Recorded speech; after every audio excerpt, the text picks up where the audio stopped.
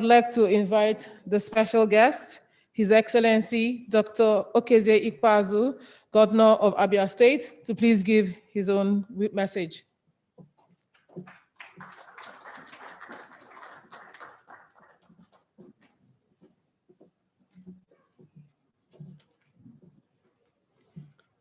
I want to hide behind the comments of the former Senate President to say that an attempt to do a protocol list here will fail me because I can't even recognize the people that are in this room.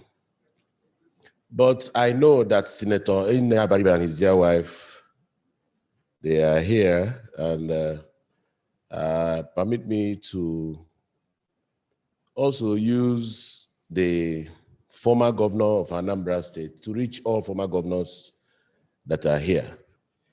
It will be comfortable for me to hide behind Ochendo to reach all distinguished senators that are here.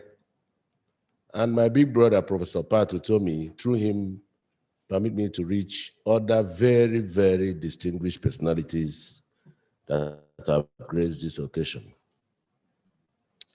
I share in the joy of today's event because I understand the importance of history in the development of a people and a nation. I'm happy that we are trying in Nigeria now to return history to the curriculum of our secondary school education system. Yes, if Senator Abaribe fails to tell his story, like somebody said earlier, by the time others tell the story, he will not be able to recognize himself anymore. But in this book, though I have not seen or read it, I think that the caption points to something, and that is the tenacity and never die spirit that Aba exudes, represents and reflects. And that encapsulates the personality of distinguished Senator Njenje Abaribe. Aba does not bother about taking a fall because Aba is sure that it will rise all the time it falls.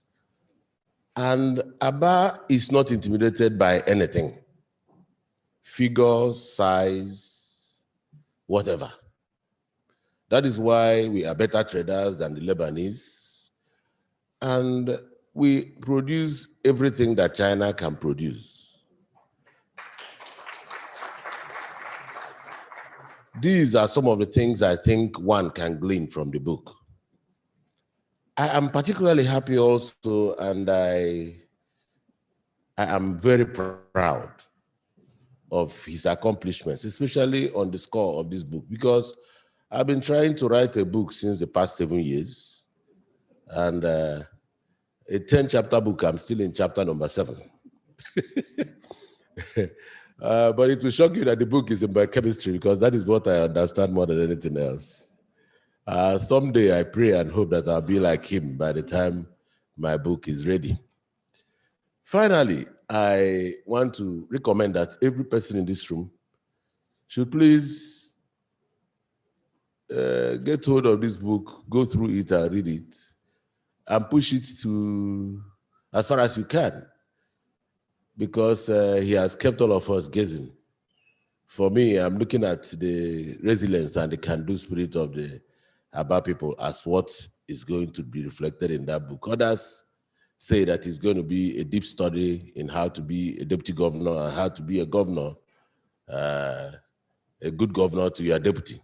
So all of these are perhaps aspects of the various lessons we are all bound to learn.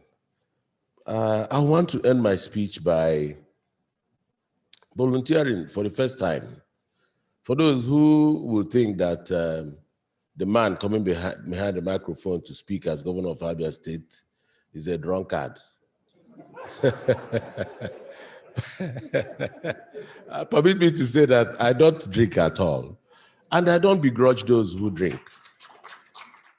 In other places, even countries that have less problems, they discuss big issues of security, big issues of economic development, big issues of infrastructural development. They don't talk about what people do and what people do not do. And for us leaders, it is a calling. If you are called to lead, you are also called to be a mentor to the young ones. And what you say, how you carry yourself, and the things you say at the times you say them speaks a lot about how serious you are as a person. That will be the size of my response. And I will end by borrowing what Chinua Achebe said in his book. If a madman picks your cloth while you're in the bedroom and takes off, and you go after him naked, nobody will know who is mad after all. Thank you and God bless.